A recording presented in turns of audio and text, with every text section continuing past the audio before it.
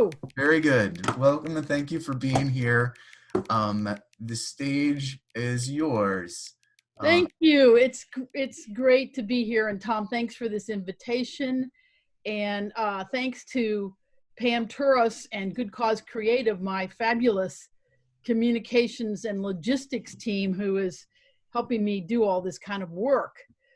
So we're on day 17 of the Ohio Stay at Home. Actually, my wife Emily and I have been staying at home probably for a month now because we had an early exposure to COVID-19. And it's really strange times that we're living in. And, you know, I've been a preacher for about 35 years, but I'm always used to being in front of a live audience and learning how to read the room.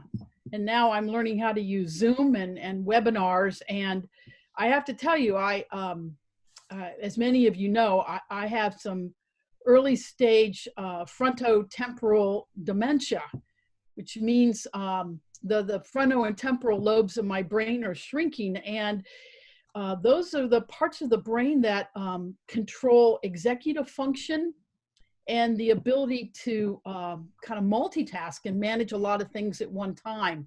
And so managing Zoom is a real challenge in this brave new world.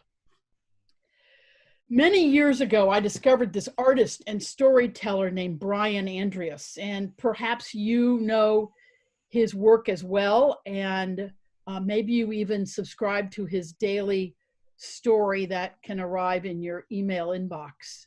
Brian makes these interesting people sculptures out of wood and tin in an exploration of what he calls the human community.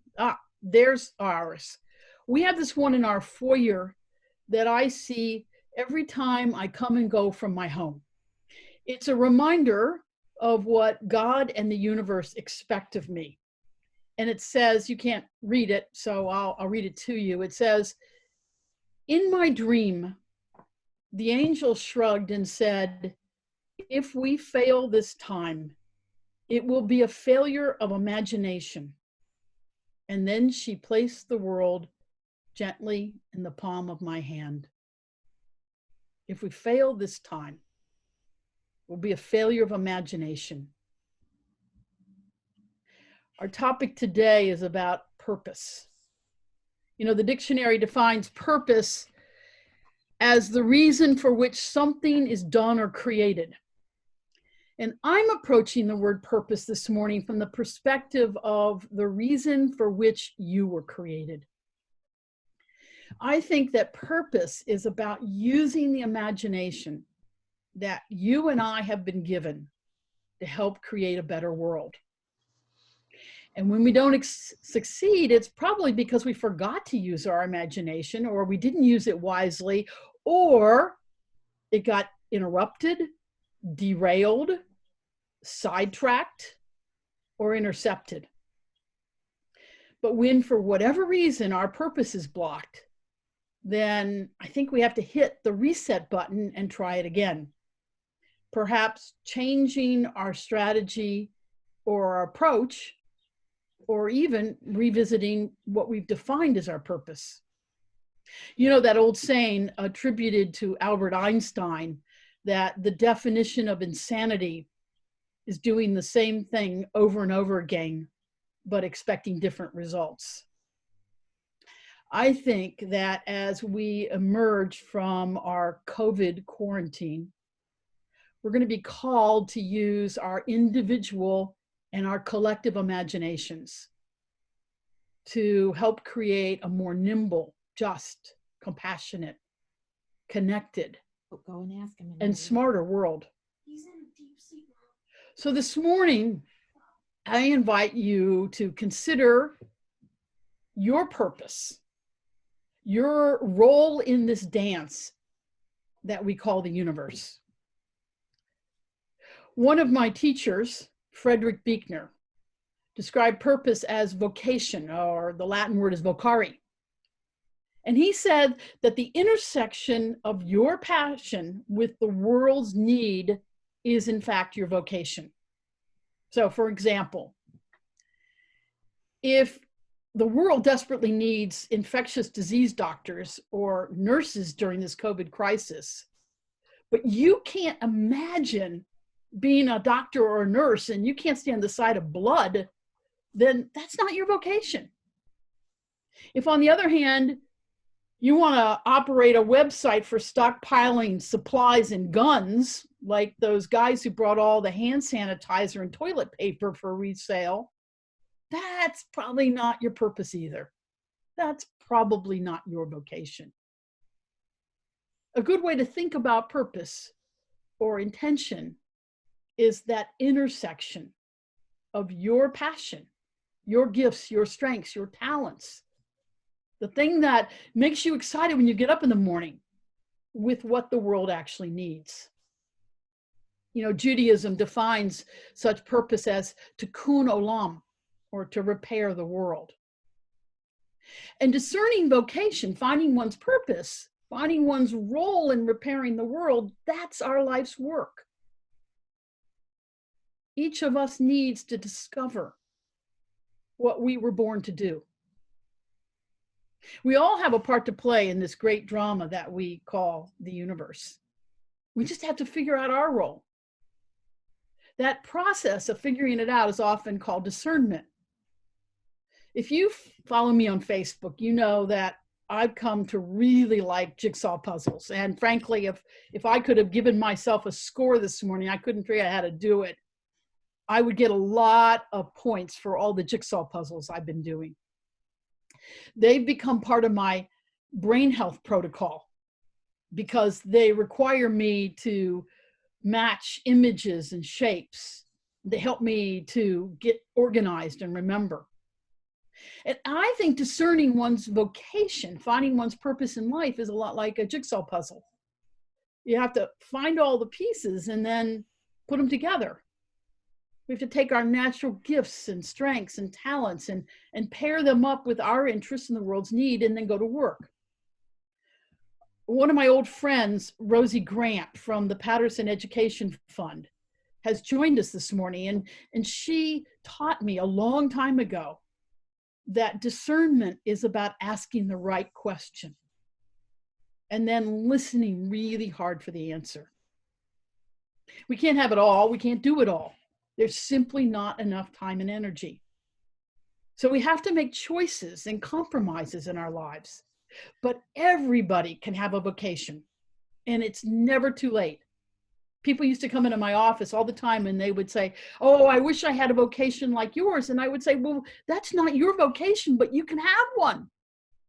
And I think you can have several chapters in your vocation, and I think you can have a few vocations in your life's work. I've spent a lot of time in my life wrestling with the universe about my vocation or my purpose. So let me stop here and say that I'm going to use the word God this morning. Now, some of you might describe the power of love and creation by another name or another word. And if this concept of God is problematic for you, then perhaps the wisdom of Carl Jung will be helpful. Carl Jung, the great psychoanalyst, once said, the self might equally be called the God within us. He used to say when he spoke to the psychoanalytic community, he would use the word self, and when he spoke to the religious community, he would use the word God, but he thought it was all the same. I felt called to ordain ministry as a young person, really as a child. But coming from an interfaith marriage, I couldn't decide whether I should be a rabbi or a minister. And I joke, some days I feel like a rabbi in a priest's collar. Eventually, I went to Union Theological Seminary in New York City to figure it out. And on the day of registration for my second semester, I had this conversation in a McDonald's restaurant on 42nd Street with an internal voice that I'll call God. Now, you can listen to me tell that story on my TED Talk. But what's relevant for today's conversation is after years of struggling over my identity and my vocation, I received my own purpose in life that day in a McDonald's. When I asked the voice inside of me, the voice of wisdom that I believe resides in all of us, including you, when I said, why me? The voice responded, well, you've been asking and you've been seeking. You see, purpose doesn't just come to us. We have to look for it really hard. I also heard these words, that this sense of wisdom of who we're called to be is inside of each and every one of us. And if everyone would hear and follow the voice inside of them, then our collective and our individual lives would be enriched, and our imaginations would be set free, and creativity would flourish. And this fragile and endangered world would be a better and a safer place to live. In other words, purpose is something that resides in each and every one of us. Now, I want to pause for a minute because I know some of you are thinking, yeah, well, what about our president right now? I mean, he claims to have purpose. Well, I think sometimes we lose touch with that sense of empathy and compassion that also helps to guide our purpose. And I'll leave it at that. But back to you. Your purpose doesn't have to be something huge or grandiose. Yes, it can be as complex as creating and distributing the COVID-19 vaccine, which we desperately need. Or it can be as simple as checking in on your elderly neighbors. Or, as we heard earlier, making beautiful music that can comfort people. Or creating a coalition of artists to help rebuild Cleveland's artistic community. It can be both complex and simple. You know, for over 30 years, I followed the voice that I heard in that McDonald's as a priest in the Episcopal Church. And that voice led me to the South Bronx, to Paterson, New Jersey, and eventually here to Cleveland. It led me to work for justice and to seek interfaith understanding and to challenge organized religion to pay attention to those of us on the edge. And then on Election Day 2016, which was a bad day all around, at the age of 62, I was diagnosed with early stage dementia. My doctor told me that if my condition of frontotemporal degeneration, FTD for short, if my condition followed its usual course, eventually I would become unable to speak and write, to read and understand language. And then I would likely become unable to swallow, and then I would die. My career came to a crashing halt. And I sequenced through those stages of grief like a washing machine cycle over and over again. And after taking early retirement and getting our affairs in order, Emily and I escaped on a transatlantic cruise to Europe. And for nearly 4,000 nautical miles, I tried to come to terms with it all. And as we passed through the Strait of Gibraltar, navigating between the continents of Africa and Europe, under the full moon of Passover and Holy Week, something inside of me shifted. And I found myself ready to face this new chapter of life. For reasons that are still unclear to me, I was determined that I would transform this interruption from a death sentence to a pilgrimage, from an intrusion to an invitation.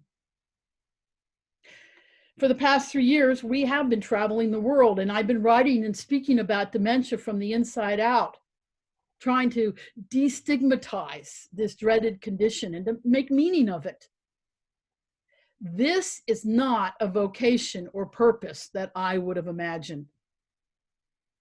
But in the process, I've learned a lot. I've changed my lifestyle significantly in an effort to manage my dementia as a chronic condition rather than a terminal illness. And I've met some new friends and traveled to a lot of great places. And then came COVID-19. This virus has imposed a stop in my work, in my speaking engagements, my world travels. It's imposed a stop in my local wanderings as well. COVID-19 has imposed a global stop, a break on life as we know it.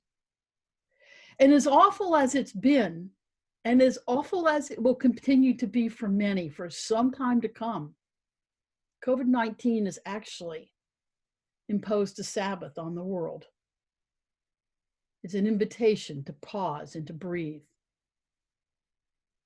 If you've driven through Cleveland at all, you've noticed how much clearer the sky is. You've read about the reduction in environmental pollution. I don't want to make light of what's happening for those who are sick and dying, for those on the front lines trying to save lives and those trying to serve daily life, for those who've lost incomes or loved ones or ways of living, for those who are frightened and confused. I don't want to make light of what's happening to a world that's not sure how to react, how to be recreated, how to reemerge. But I also see something new trying to be born. It's a great emptying of our old way of being in the world. It's a gestation time for new birth. You know, this is a story of the Zen Master.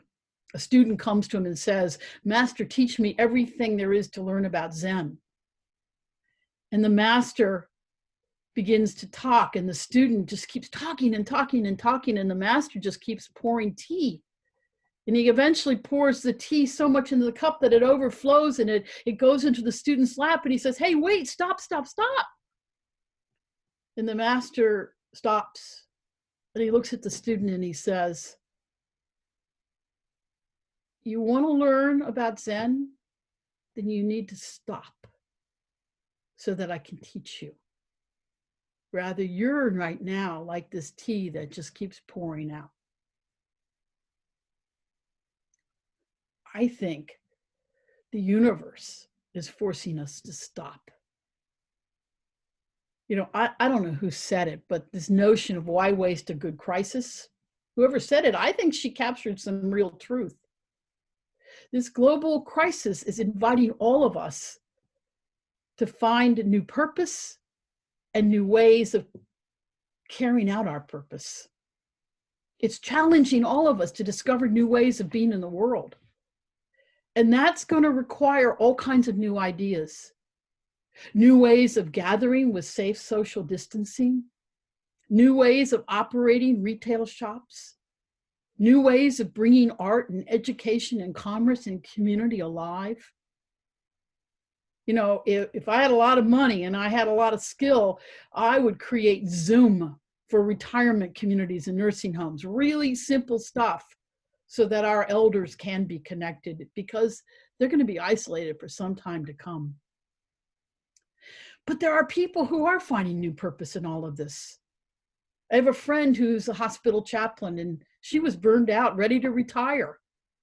And COVID-19 happened and has reinvigorated her vocation. And she recently said to me, you know, now I know why I'm here doing what I do. Bernard Calton, a Ninth Ward New Orleans grocery store owner, recently told a news reporter, "In all of this, I have found my purpose, and my purpose is service. Service in operating a grocery store and making food and supplies available on loan and credit to those who don't have cash." And then there's my very young friend, Henry. He's not afraid of the complicated future that he and others of his generation are facing. He says, "I'm going to use my brains to find solutions to the problems for our fragile earth." Friends, the world needs you to discern and to claim your purpose now. So in closing, I want to remind you of the words printed on my Brian Andreas sculpture. "In my dream, the angel shrugged and said, 'If we fail this time, it will be a failure of imagination.' And then she placed the world gently in the palm of my hand." So I ask you to think anew. What is your purpose, your vocation? How will this interruption, this pause and breath of COVID-19 impact your purpose and vocation in the world? What will you carry? And what will you let go of when the world reopens and you leave your house? And how will you spend the rest of your crazy and your wonderful life? So let's open it up for conversation. And thank you for listening.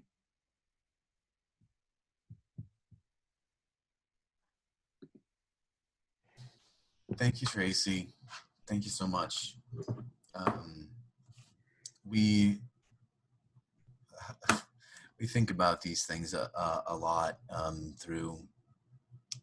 This is a creative community. Everyone here is searching for things inside of them and looking to create. And we just really enjoyed your message. If anyone has any questions, please type them in the Zoom chat right now. And we can go through a few. The plan here is to, I'm not going to, usually we will end our events at 10 o'clock, and we're still planning to do that today. But if people would like, I'm actually not going to close it. I'm going to leave this open. Oh, I hope I didn't talk too long. You didn't talk too long at all. We've got lots of time. So, and if there aren't any questions, I would love to listen. Can you speak? Oh yeah, this is. Can you speak to the idea of scarcity of resources? People want to give and do, but they are scared to. Wow. And that comes from Pam Turos. Thanks, Pam. That's a tough question. You know, fear is something we just have to walk through. I don't know how else to say it, but I'm going to be a little religious right now, so sort of bear with me. Both Moses and Jesus, and in fact, the Buddha, they all invite us to cross the great waters through our fear. You know, when Moses, I mean, it's a myth, yeah, okay. But, you know, when Moses stands in the river and he says to the Hebrew people, let's go to the Exodus, let's do it, right? I mean, they got to walk into that river and they got to trust that those waters, that Red Sea, they got to trust those waters are going to actually open up. And when Jesus says to the disciples, hey, cross to the other side with me, get in your boat. And we know that. Deep down inside, we all know that sometimes we just have to overcome our fear and take the great leap. It's like in the yoga class when the teacher says, okay, we're going to stand on one leg now, and you're afraid you're going to fall down. And you might, but you'll get back up. There's also the notion of calculated risk. You got to be smart in overcoming your fears. This is not the time to throw away all of your money, right? But you can be strategic. And you got to believe that the universe is going to be there to catch you when you fall and to help you get back up. I'm sorry, I'm not being able to read the chat notes, so you'll have to forgive me. I can only manage so much of this with my brain. So if somebody wants to say something, we gotta hear it. There's another question from Lisa Sands. She wants to know, how do you best support someone who is faced with your situation? So how can we appreciate this time with someone who has to think about such large things, an uncertain future? What can we offer? Wow. I think one of the things is if you know somebody who's living with any kind of dementia, to check in on them now. A phone call just can mean everything, or a card, sending them a card. If they can do FaceTime, do that. I'm particularly concerned for my older friends who are in assisted living right now with dementia, and they don't understand what's going on and how scary that is for them. Some of them also just simply are not aware of what's going on. So checking in on them, and also checking in on care partners, because now care partners are locked up all the time with the person they're caring for. So it's the best way to do it right now. I know my friend Peter Whitehouse is on, and if he is a neurologist who's worked in this arena for a long time. If he has a particular thought about that, I would welcome Peter's thought. There's a question here from Peter. Hey, Peter. So what are the best ways to enhance our imaginations collectively in these difficult times? Art, coffee, science, pot, prayer, other? Oh, I think all of that sounds pretty good to me. I think, all of the reading you can do, your own journaling. I think walking with friends 6 feet apart is a healthy, good thing to do for all of us. One of the most critical aspects of living with dementia is to not get socially isolated. And a lot of my friends with FTD are saying now, oh, wow, the rest of the world is learning what we live with, which is social isolation.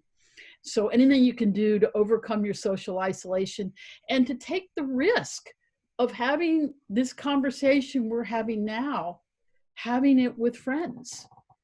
Talk about vocation. Talk about your hopes and dreams. Talk about the things that you've always wanted to try, and begin to imagine how you might try them.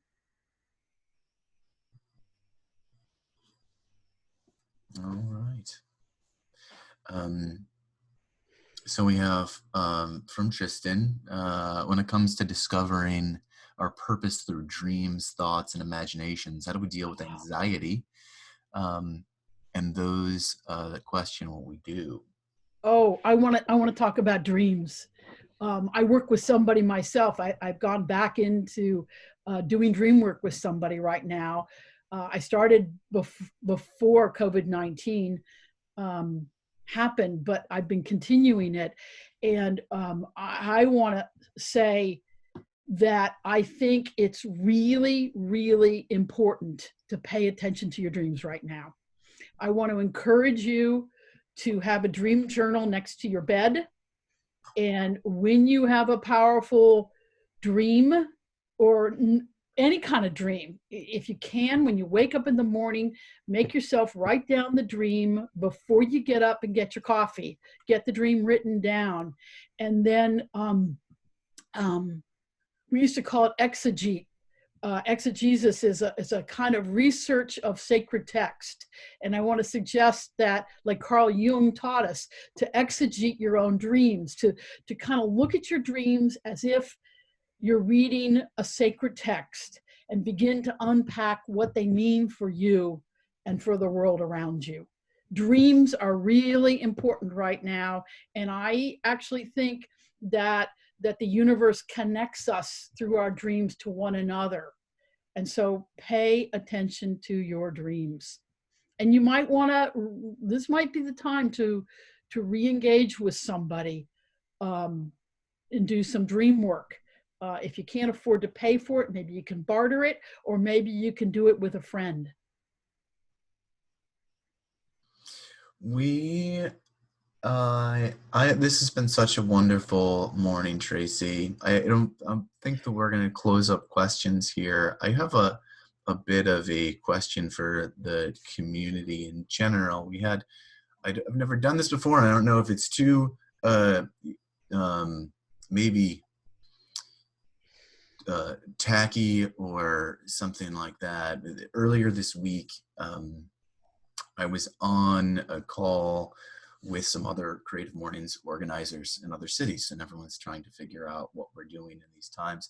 And there's a singer who runs the chapter in Boston, and she decided to sing Lean on Me, which Bill Weathers was just lost to COVID-19. So one of a few. And I really enjoyed that moment with everyone, but I only want to do it if people would actually sing this song with us. And I was wondering if over the internet we could actually lean on each other a little bit right now. Can you leave me a message in the chat? Just say yes if you're in. Yes, I'll just listen from Jeff Hagan. I'm going to call you out, Jeff. Hey, Jeff, you should be singing with us. You got a good voice. There's lots of yeses coming through.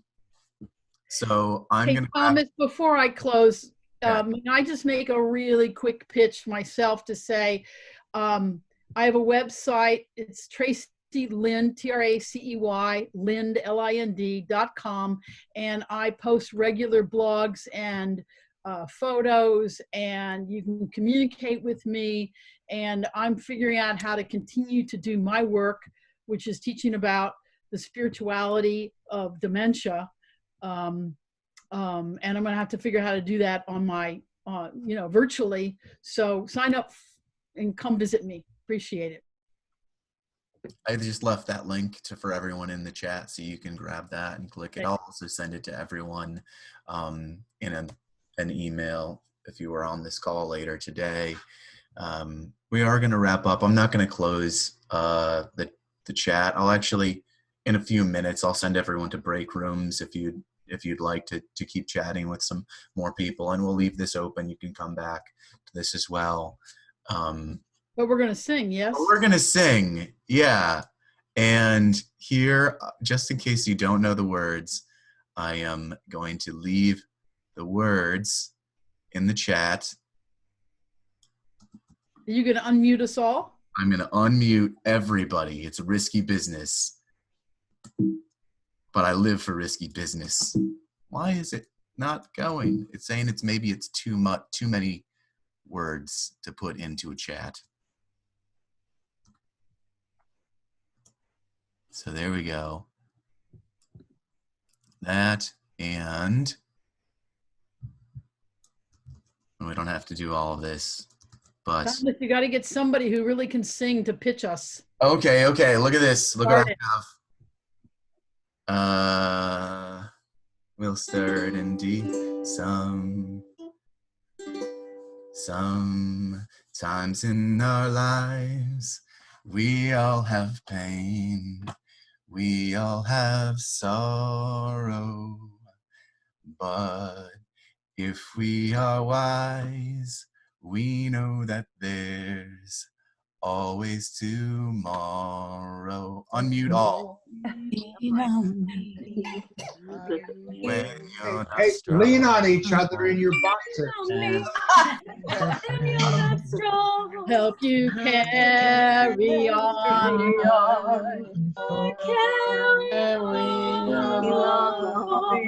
Till I'm gonna need somebody to lean on. Tell me when you're not strong. I'll help you carry on, or it won't be long till I'm gonna need somebody to lean on. Just call on your brother if you need a hand or need somebody to lean on. Might just have a problem that you understand. You'll need somebody to lean on. You're not strong.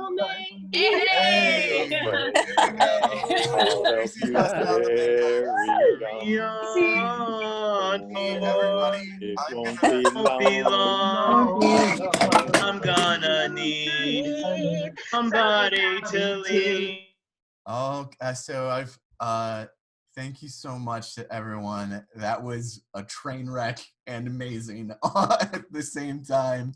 Thank you for doing that. Thank you to everyone who came today.